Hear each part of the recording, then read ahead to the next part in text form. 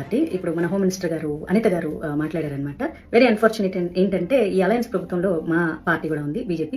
అయినా సరే నేను తప్పు అని ఖండించి తీరతాను. ఎందుకంటే నాకు పార్టీ కంటే ముందు దేశం, ధర్మం, అందులోనూ నా హిందూ ధర్మం నా తెలియగలుగుతాను. ప్రతి వాళ్ళకి హిందూ పండుగల మీద పడి ఏడవడమే తప్ప ఇంకా వేరే పని లేదా?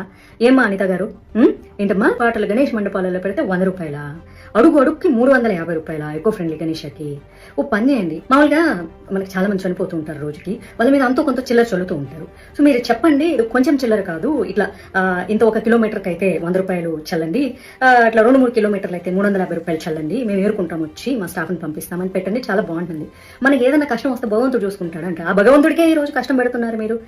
ఏం ప్రతి ఒక్కరికి హిందూ పండుగలు వస్తే చాలు, అసలు మీకు ఎందుకు ఇంత కడుపు మంటావు? అసలు మాకు నిజంగా అర్థం కాదు. ఇదే రూల్ మీరు క్రిస్టియన్స్ కి పెట్టండి, ఇదే రూల్ మీరు ముస్లిమ్స్ కి పెట్టండి, తర్వాత హిందువులకు కూడా పెట్టండి. మేము ఏమి అందరికీ సమానంగా రూల్స్ పెట్టండి.